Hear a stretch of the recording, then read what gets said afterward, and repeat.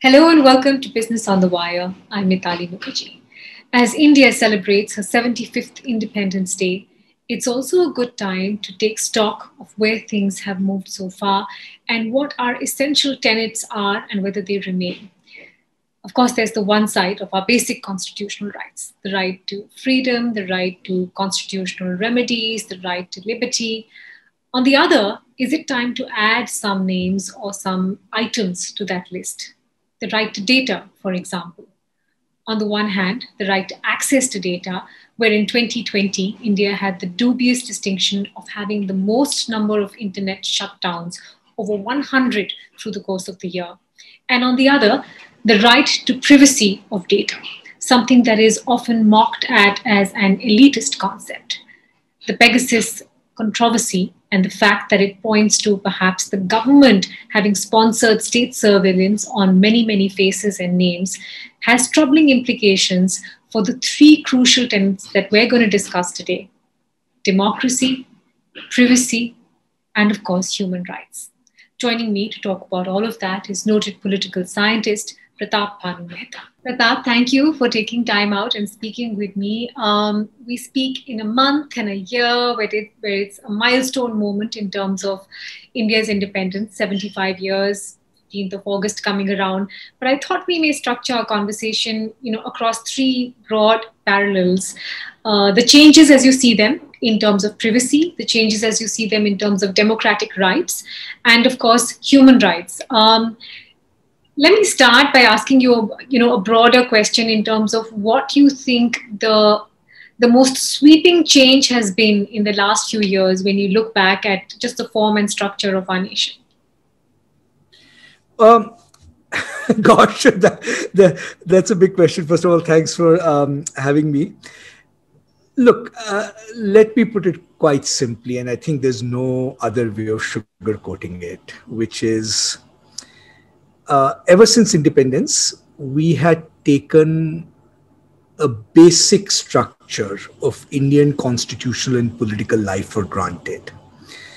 And the basic structure was that we have a constitution with broadly liberal values, sometimes imperfectly realized, often violated in political practice, but that this constitution and these constitutional values would provide an enduring glue to Indian polity and would provide a framework within which all our disputes could be settled, right? The second assumption which we took for granted was that Indian politics will, again, broadly speaking at the national level, converge towards the center. There used to be this joke about India, right, that any party that rules India will look like the Congress party. The eternal centrism of Indian politics, the complexities of building coalitions, right? And the third thing we had assumed since post-1991 is that there is at least a clear roadmap for economic reform. India's integration into the global economy, the direction of India's economic reforms. Again, we can argue whether we go fast, we go slow, but there was a broad roadmap that you needed to increase growth and then translate the gains from growth into creating opportunities for those who could not participate in it. The blunt truth is these three large assumptions no longer hold true about India. I teach constitutional law. I cannot tell you with a straight face today what the Constitution of India is, how the Supreme Court will interpret it, whether processes will be followed, whether the basic protections that we are entitled to as citizens, like habeas corpus, actually mean anything, what the shape of Indian federalism is going to be. The basic constitutional structure is up for grabs. The centrism of Indian politics, we always knew India had a undercurrent of communal politics. It's had it for 100 years. It sometimes rises, sometimes ebbs. But the idea that a combination of communalism and authoritarianism would pretty much now come to the center stage and dominate Indian political life. In the past, we've had communalism before, we've had authoritarianism before in 1975, 1977, but this extraordinary combination that we have right now, right, that this would actually be electorally possible, That's upended a large assumption about the centrism of Indian politics. And frankly, I think the kind of open communalism we are seeing is probably unprecedented, even compared to the early days of the Ram Janmabhoomi movement. And I think India's economic model is once again up for serious contestation. Some of it is for the good. Obviously, we've made mistakes in the reform process. In some areas, the reform process was not adequately thought through. But if today you were to ask somebody, does India want to integrate into the global economy or not? Does India see the world as an opportunity or as a threat? Right? If you're talking industrial policy and Atmanirbhar Bharat, what are its specific contours? Will India invest in public goods like health and education, or will it invest more in private public goods, as it were? These are all questions about which we are much more uncertain again than we were, 10 years ago. And I think last and finally, just a little footnote, which is, 7 to 10 years ago, the debate in India was, can India do 8 to 9% growth, right? We had a period of close to a decade, 7.5%, 8%, and can we maintain that? Frankly, even in government circles now, I think the guiding assumption is if we can maintain 5 to 6% for a decade, we'll be lucky. So there's also a strange kind of scaling back of that, euphoric expectations that we have in that decade of 8% growth. So I think we are at the cusp of very fundamental changes. Yeah, and that 5% growth also masks a double-digit unemployment rate. Yeah, sure. Falling labor participation and, of course, a decimated MSME space. So probably worse than 5%. Yeah. The other observation, Pratap, about the last couple of years is that there is no one pivotal moment where all of this happened. For example, when you hark back to the emergency, it's a period with a start and a stop and something that happened in between. Whereas over here, it's been, a slow sort of insidious floating and seeping through the system. Given that and where we are right now, who do you think we are akin to? Because here's where the other parallels are drawn. The fact that we look a lot like communist setup, like our neighbors China. Many parallels have been drawn, of course, with, the form and structure and system of how Nazism came about. And then there is also the premise that we are basically moving towards a single party system where, there's just one party that's the strong man or strong woman and they are holding forth. What do you think things have veered towards? What does this look similar to? Well, just like Indian model was sui generis, right? The Indian model of democracy didn't look like any other democracy. It wasn't supposed to. For example, the Congress party was one of the few parties in the 1950s that had a single party dominance, but was still relatively committed to a parliamentary democracy, right? It was actually quite unusual. Communist parties globally weren't. Other national liberation movements weren't. I think in this moment, the short answer is we are acquiring characteristics of all the models that you just outlined. Obviously, we are not China yet, and clearly, I think the fragmentation of power in India and its deep diversity still makes it difficult to, I think, exercise the kind of control that China can over its society. But clearly, aspirationally, I think we are moving in that direction, that India becomes all state and the state-society relationship is mediated by the party rather than what used to be the joke about India. India is all civil society, no state, right? So aspirationally, I think in terms of, single party dominance, China is, I think, quite important. I think Turkey and Hungary are, I think, good contemporary examples. Turkey in particular of a kind of slow creeping corrosion of institutions that happened under Erdogan. Remember, Erdogan actually came as the kind of, obviously he was a critic of Turkish secularism as been traditionally practiced, but the idea that Turkey, he would take Turkey into a new, more intelligent Islamic modernism turned out to be almost as reactionary and imperialist as the, I think, as the old one. So I think we are tempted by, I think, elements of all of these. The Chinese model, in some senses, the Turkish model, and then let's not forget. I mean, we have a history, over 100-year history, where the Hindu-Muslim cleavage has been an important cleavage in Indian politics. I mean, you can tell the story of Indian democracy two ways. You can say, 1946, 47 was a great auspicious beginning, and India bucked all trends. On the other hand, that beginning came against the backdrop of a catastrophic failure. And to me, what contemporary India looks most like is India in actually the 1930s and 1940s. In lots of different respects, which is, and remember what happened in the 30s and 40s, right? On the one hand, you have this extraordinary national movement with an extraordinarily enlightened leadership. I mean, God knows you don't create that kind of a team ever again, right? Gandhi, Nehru, Tagore, Ambedkar, Patel. I mean, this is like, right? And yet, in the space of 15 years, right, beginning with the 1935 provincial elections, you got some of the deepest communalization that Indian politics had ever seen, culminating in partition and the horrific violence that accompanied it. And if you go issue by issue, right, the issue of conversion, the issue of cow lynching, the issue of administrative impartiality in the face of religious differences, the open spewing of communal hate, it's almost the playbook seems like we have reverted back to the 1930s, right? And we know where that politics led to, right? So I think we have our own precedent in our own past for this.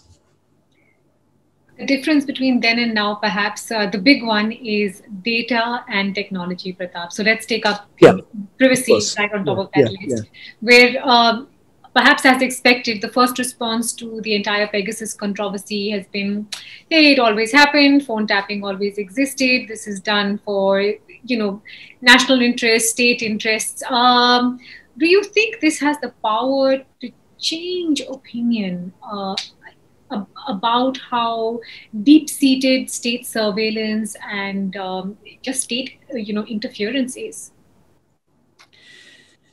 So I think one has to put it in historical context. I mean, one, I think you are right that, over the last 15, 20 years, I think generally across the world, I mean, this is not just a problem peculiar to India. I think in the race between democratic values on the one hand and surveillance, this unholy nexus of surveillance in the national security state on the other, democracy has been losing worldwide. I mean, you don't have to agree with Edward Snowden's, methods or what he did, but certainly the revelations that he made were absolutely startling. I mean, startling. All the kind of, walls that were supposed to exist in some senses between the national security state and ordinary citizens, actually crumbled post 9/11, right? And globally, I think people are also attributing, the success of regimes like China, in part to their deployment, their ability to make the citizens transparent to the state rather than making the state transparent to the citizens, right? So I think there is an international context to this. I think it is also a significant fact that as much as we talk about the Chinese model, the big exporters of these technologies are coming from other democracies. Israel, the United Kingdom had companies that were, selling surveillance technologies to states for interdiction and stuff. So there is, also kind of almost a kind of commercial driver of it, which kind of adds to this. And I don't think we have actually fully understood what it means to create regulatory mechanisms for technology where the financial incentives for surveillance are actually so high and so great, right? So that's, I think, at a very general level. I don't think India is, exceptional in this. We, of course, also have our own history. I mean, I think the critics are right that, unauthorized phone tapping, surveillance has been pretty much part of a fabric of Indian democracy for the last 25, 30 years. But Pegasus, takes it in some senses to a kind of whole different level. To me, one of the things that has not been discussed much is, put aside privacy for a minute, right? Even if you believe in national security, how much of a rational national security risk something like Pegasus is? The idea that either the state, or if it's not the state, some powerful private entity is actually deploying this technology that has, that can transmit this data, right? I find it hard to believe that the NSO would not actually be able to figure out what was going on with its technology, right? So even from a national security point of view, this is actually a qualitative jump. We used to typically think of the state deploying it for national security purposes. Yeah. Here, the state is risking national security by deploying Pegasus. So, if for no other reason, the government needs to come clean on that. I think the more specific issue in some senses on privacy and stuff, that look, in terms of electoral politics, let's be honest about it. Privacy is very much an elite issue, right, in India. I think there's some survey evidence that suggests that if you tell people about Pegasus, they actually object to its, but not more than 15% of people seem to have either heard of it or actually taken the issue seriously. So it'll be considered very much a elite issue. If you frame it in terms of privacy rights, I think the deeper and more worrying even more worrying framing of the Pegasus issue is that it is an attempt to compromise the integrity of our institutional processes, right? If the reports are correct, it's being deployed on the judiciary. It's being deployed on opposition parties and their consultants in, sort of kind of carte blanche way. The purpose is not to surveil individuals for national security purposes. Okay. The state could, sometimes overreach in that. The purpose is clearly to subvert the integrity of institutional processes, including the election commission potentially, right? And that, I think, is probably an argument more people might be worried about than framing it as just purely a kind of privacy argument. What if you were to frame it as electoral process, Pratap? Because like you said, there's a difference between state interest versus interest of the ruling party. The names that have come up so far indicate the latter, not the former. Would you be worried about, what this means for elections or has meant in the past few elections? No, absolutely. Look, it's not just, that it's in a sense the interest of the ruling, the distinction between the interest of the ruling party and the interest of the state is important. And clearly most of the people surveilled or in those lists, or the ones on whose phones it has been confirmed there was Pegasus, right? None of them you could justify surveilling from a national security standpoint, right? But there is a consistent pattern here. And the consistent pattern is the control of every independent institution. So the media, right? That's a big part of the Pegasus. Election Commission, judiciary, right? And the opposition. What do all of these have in common? These are all supposed to be the checks and balances on a ruling dispensation in a democracy, right? Taken together. And coming against the backdrop, right, where all of these institutions are being systematically weakened, you can draw no other conclusion but to say, look, the purpose of this surveillance is to make sure that all independent institutions are at some point under the control of the ruling party or their independence is stymied in one way or the other. Let me move to democracy for a bit then, Pratap, particularly because the point you said, how every individual institution and every individual pillar has been attacked, whether it is the freedom of academic institutions or the media or civil society. Given the point you made at the start about how you're losing faith in, constitutional redressal or judicial process, how does one seek to correct the mechanism? Gosh, I mean, this will be, this will take us quite a while. So look, I mean, I think one, I don't think we should be under the illusion that there's going to be any redressal to these challenges outside of politics. In fact, I think one of the big mistakes of the last 20, 30 years in the way we thought philosophically about Indian democracy was that somehow you can create institutions outside of politics, right? A more assertive judiciary, regulatory institutions, that somehow there's a kind of apolitical or unpolitical solution to the problems of democracy. So you have to, in some senses, get back to dirtying your hands with politics and social movements once again. Otherwise, there's not going to be any kind of enduring solution. I mean, the Supreme Court was on paper the most independent, powerful court in the world. It crumbled like a pack of cards as political power shifted, right? Now, if that's the case, then the question is, okay, what hope is there in the electoral process and electoral, politics? And, even at the risk of being contrarian,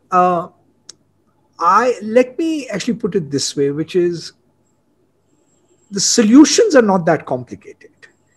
There are two things that still hold true of Indian politics, which is in any state where the opposition is united and you can shed the baggage of it being the same Congress party, the BJP is defeatable, right? 60% of the voters still don't vote for the BJP. The question is, can you actually unite that vote in a way that translates into an effective electoral outcome or a check and balance or counter to the BJP, right? So, what old political scientists used to say, that the index of opposition unity actually matters. But it has to be a genuine unity. It can't be a contrived unity of convenience 6 weeks before the election.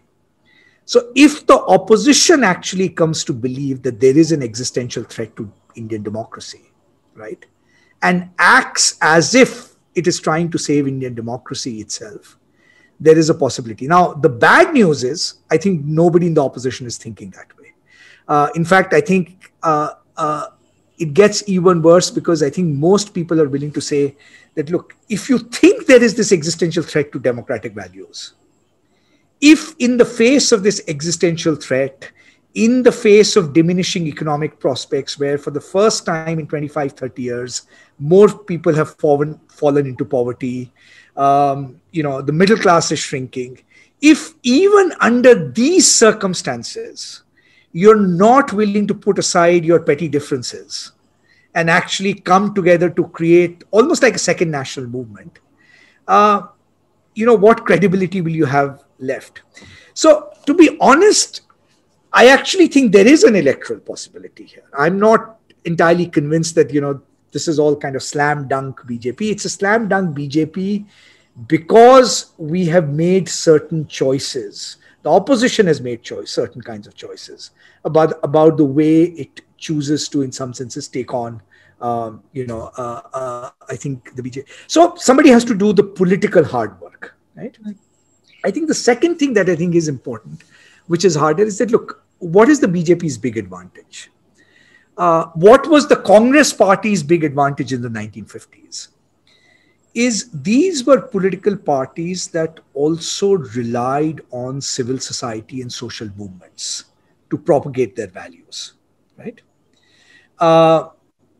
Congress created an entire culture in India, right? A new liturgy of dress, of reaching out, of values. I mean, it was a cultural phenomenon as much as anything else,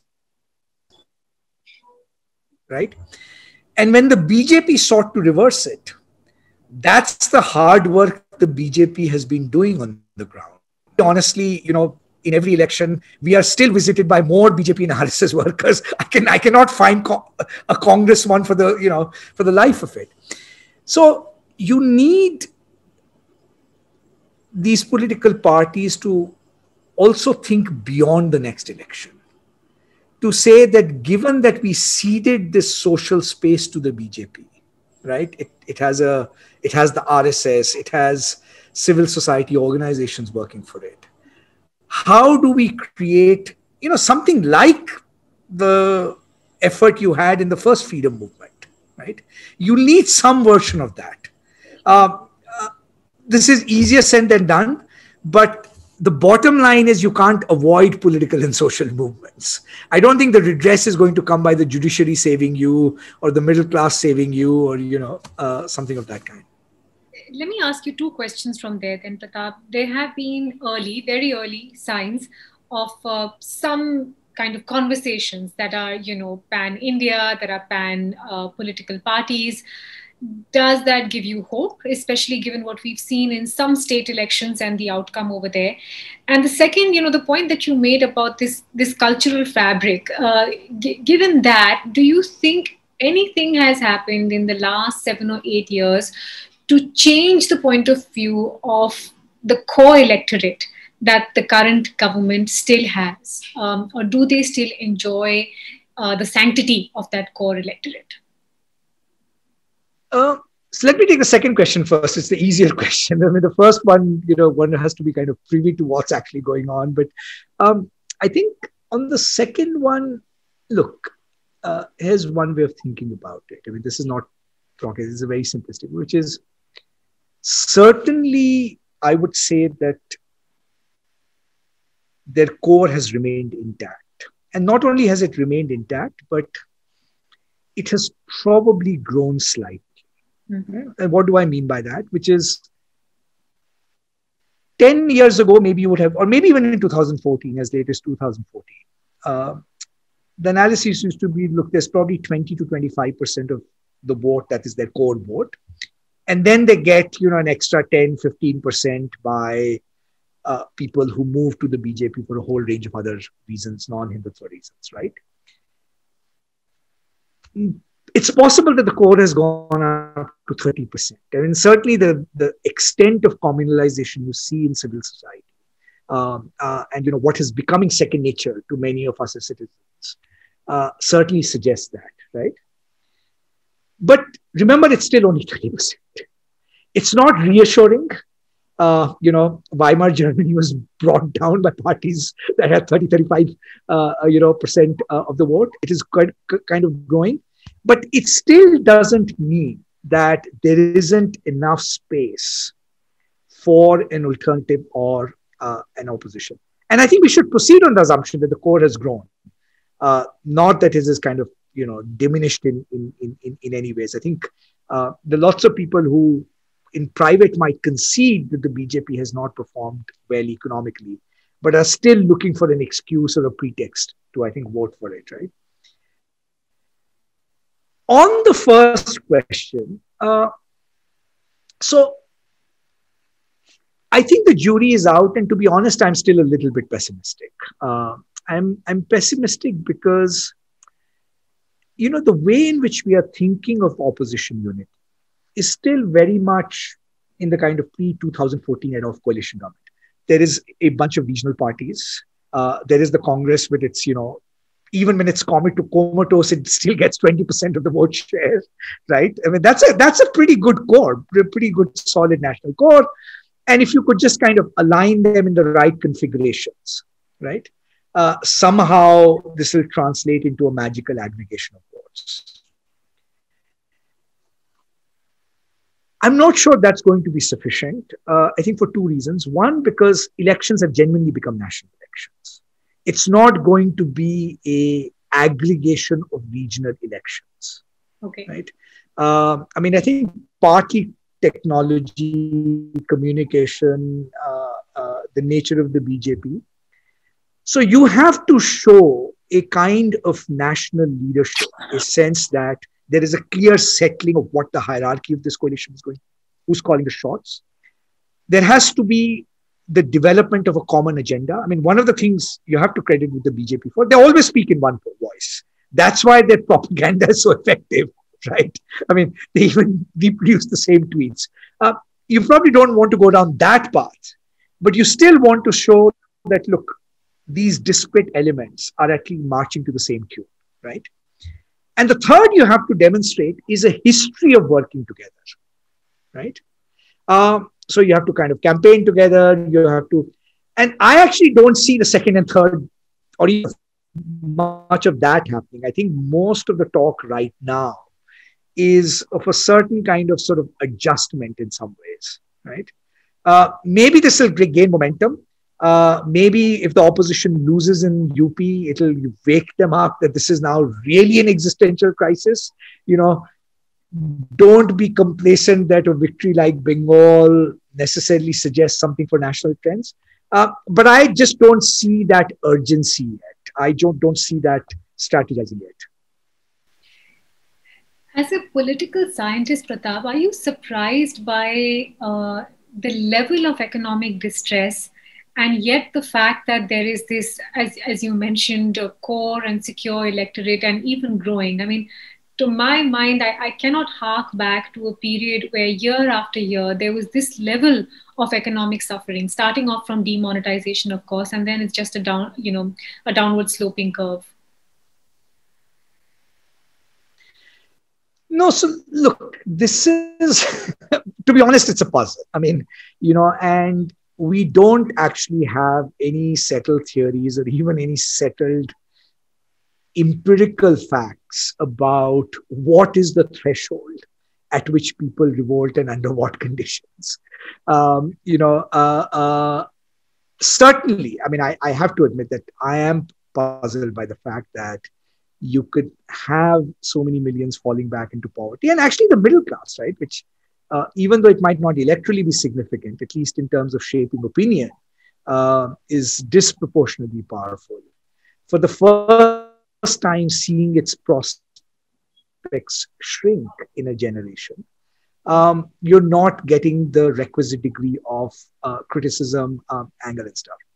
Now, the comforting explanation might simply be that there is a lot of this out there. And certainly in, I think, private conversations, you can sense this. I mean, I don't think people are, denying the fact that our economic performance has not been what they expected. But they're still not convinced that there is a political alternative around which a lot of this resentment can coalesce. And we have historical examples of societies. I mean, one of the things I think we should be careful about is not concluding that because there is economic distress, it will necessarily translate into political revolt. Often great economic distress can translate into social pathology. People just give up on politics, right? People give up on the idea that there is a redressal for them, given the structure of political parties that they have, the menu that they have, right? And that's why I think an opposition demonstration that there is actually something distinctive and new they have to offer, right? That what they are bringing to the table is not just a return to the status quo ante, right? You return to the Congress party of the world. In fact, the Congress party hasn't even changed its faces, right? I mean, having Mr. Kapil Sibal or having Mr. Chidambaram now speak on UAPA is actually a baggage for public discourse, right? So my own hunch is that I think what people are looking for is something that signals that any change will not be just a return to the status quo ante, and some political formation actually coalescing around that idea. So that would be the benign interpretation. The more depressing interpretation would be that, the spread and reach of Hindutva, right, is actually even greater. I mean, I'm saying 35% is even greater than we are probably acknowledging. But I still don't quite believe that. I still don't think we have, I think evidence for that. But somebody has to be able to, I think, crystallize, right? So the question you can ask is, okay, why can't the opposition, even under such circumstances, right, find a issue, find an organizational energy that can tap into this resentment? And I actually don't think it's even trying. So when you say political alternatives, Pratap, and you feel that that will be, the sort of the pivotal moment, are you referring to a face that needs to be put forth, or are you referring to an agenda that needs to be agreed upon? What do you think will be that binding factor? No, so look, I mean, the old story still holds. I mean, it has to be all of the four elements, right? I mean, there has to be a face. It doesn't necessarily have to be one leader, but there has to be at least a clear understanding, right, of if it's a collective dispensation, who that collective dispensation is, and how it plans to, in some senses, settle its own disputes and possible disagreements, right? So if it's a new collective model, how do we demonstrate that the procedures of this collective model work? So in that sense, there has to be some settled thing. There has to be an articulation of a new ideology, where, but an ideology that has conviction behind it, right? That's just not, we'll do the opposite of whatever the BJP in some senses, suggests. Third most important, organization. I mean, look, fundamentally, leaders and ideas do not matter unless and until you have a vehicle that can organizationally deliver, that's willing to take the fight to the streets, the ballot box, literally kind of, colony by colony. It's not just a social media war, right? Where you can energize hundreds of volunteers. When AAP rose, that brief moment where it kind of elicited that kind of, sort of energy. So you need all three elements, right? You need all three elements to work in tandem. And the third is palpably missing. You just, even at this point, you don't see any organizational energy within the Congress. The first is certainly missing. The second is probably easier to put together. You could probably come up with a kind of common minimum program, of some kind. That's not rocket science. Yeah. But you have to be able to project it credibly. So all of these things will have to work together. It's not just a question of finding a leader or an idea. So one final question to you then. Between now and 2024, what do you fear the most in terms of where you think things will probably take a turn for the worse? Because every year you have these conversations and you look back and you say, oh my God, it got worse with press freedom, and it got worse in terms of freedom of speech, and it got worse with sedition laws. Between now and 2024, what is it that worries you the most? So I think three things. One, I think the erosion of independent institutions and the shrinking space for liberty. I think that trend will continue. You'll have moments of reprieve, some lower court judgments that make us excited, one particular bail case where you say, finally the judiciary is woken up. But I think the trend line is actually very palpably downwards. Maybe because of international pressure, the government might occasionally speak a soft tone. And this is for a very systemic reason, right? Look at the leadership of the BJP, right? Particularly the next kind of generations, right? I mean, the Yogi Adityanaths, the Sadhvi Pragyas, the Tejasvi Suryas. It has now an organizational structure that does not know how to do anything but curtail liberty. I mean, this is, so in some senses, I think that I think trend will, I think, continue. On communalism, we are between a rock and a hard place, right? I think if the BJP fears losing, it'll try that card even more and subvert institutions in the process. If it wins, it consolidates, right? I think so on both of those fronts, authoritarianism and the communalism thing, I think, you will see, I think, the continuation of a downward trend. But I think third, and I think most importantly, going back to the point we were discussing, which is, I think the opposition seems to right now veer between depression and complacency. So either we say, look, we've given up, there's no displacing the BJP, or there's a Bengal election and we say, oh my God, maybe anti-incumbency will set in the 9th year of this government.